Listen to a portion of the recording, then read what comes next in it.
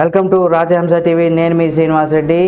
మల్లారెడ్డి కొన్ని వ్యాఖ్యలు ఇప్పుడు తెలంగాణ రాజకీయాల్లో కూడా దుమారాన్ని సృష్టిస్తున్నాయని చెప్పుకోవచ్చు. ఎన్నికల్లో పోటీ చేసేదానికి సంబంధించి ఆయన చేసినటువంటి వ్యాఖ్యలు ఇప్పుడు నిజంగా కేసీఆర్ గారికి కావచ్చు, లేకపోతే బీఆర్ఎస్ శ్రేణుల్లో కూడా కొంత కలవరం పెడుతుందని కూడా చెప్పుకోవచ్చు. మాజీ మంత్రి మేడ్చల్ బీఆర్ఎస్ ఎమ్మెల్యే అయినటువంటి చామకూరు మల్లారెడ్డి గారు ఈయన కాంగ్రెస్లో చేరుతారని ఒక ప్రచారం అయితే సాగుతోంది.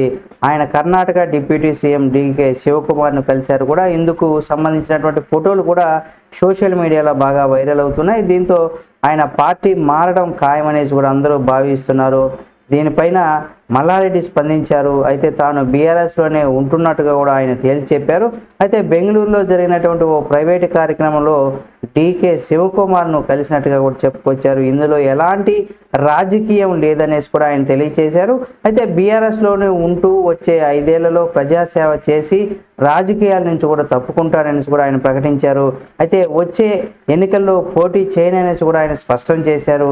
అధిష్టానం అవకాశం ఇస్తే మల్కాజ్గిరి లోక్సభ స్థానం నుంచి కూడా తను కుమారుడు భద్రారెడ్డిని పోటీ చేయిస్తానని కూడా ఇటీవల మల్లారెడ్డి చెప్పిన సంగతి మనకు తెలిసిందే.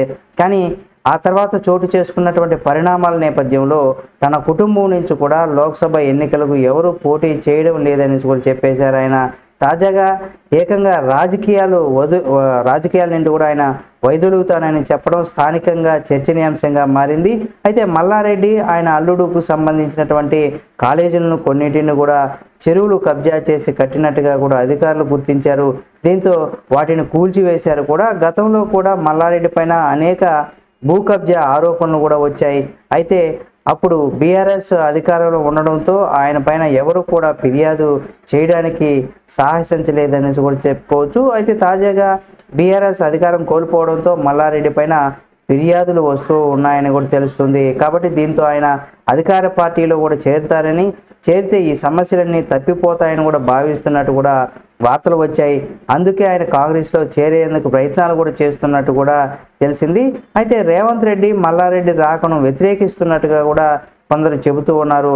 అందుకే మల్లారెడ్డి డీకే శివ కుమార్ను కూడా కలిసినట్టుగా కూడా వివరిస్తున్నారు. అయినప్పటికీ కూడా రేవంత్ రెడ్డి నుంచి కూడా గ్రీన్ సిగ్నల్ రానట్లని తెలుస్తుంది.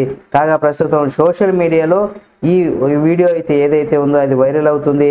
రేవంత్ రెడ్డి మల్లారెడ్డి వీళ్ళు టీడీపీలో ఉన్నప్పుడు కూడా ఒక పార్టీలో అప్పుడు ఉన్నారు. ఆ తర్వాత ఇక్కడ మల్లారెడ్డి రేవంత్ రెడ్డిలు వీళ్ళిద్దరు ఉద్దేశిస్తూ నువ్వు సీఎం అయినప్పుడు అనేసి కూడా అన్నారు. ఆ విధంగా ఏంటంటే వీళ్ళిద్దరు కూడా అంటే నువ్వు సీఎం అయినప్పుడు చూద్దాంలే అన్న కోణంలో కూడా ఆ రకంగా టీడీలో ఉన్నప్పుడు అంటే టీడీపీలో మల్లారెడ్డి ఉన్నప్పుడు కావచ్చు, ఈ రేవంత్ రెడ్డి ఉన్నప్పుడు వీళ్ళిద్దరు కూడా నిజంగా అప్పుడు ఒక పార్టీలో ఉన్నారు. కాబట్టి ఇప్పుడు ఒకసారి రాష్ట్రం విడిపోయిన తర్వాత ఒకరేమో కాంగ్రెస్ వైపు ఒకరేమో బీఆర్ఎస్ వైపు వెళ్ళిపోయారు. కాబట్టి ఇక వాళ్ళు అంటే రాజకీయ ప్రత్యర్థులుగానే కొనసాగుతారు. కాబట్టి మరి ఇందులో ఎంత వాస్తవం ఉంది, ఏ విధంగా మల్లారెడ్డి రాజకీయ భవిష్యత్తు ఏ విధంగా ఉండబోతుంది, ఆయన కాలేజీలకు సంబంధించి ఎటువంటి పరిణామాలు చోటు చేసుకుంటాయి, ఇలాంటివన్నీ కూడా మనకు తెలియాల్సి ఉంది. కాబట్టి ఈ వీడియో మీకు నచ్చితే లైక్ చేయండి. ఈ వీడియో పైన మీ అభిప్రాయాన్ని కామెంట్ రూపంలో తెలియచేయండి. మరిన్ని వీడియోల కోసం రాజహంస టీవీ ఛానల్ సబ్స్క్రైబ్ చేసి పక్కనే ఉన్న బెల్ బటన్ ఒకటి మాత్రం మర్చిపోకండి.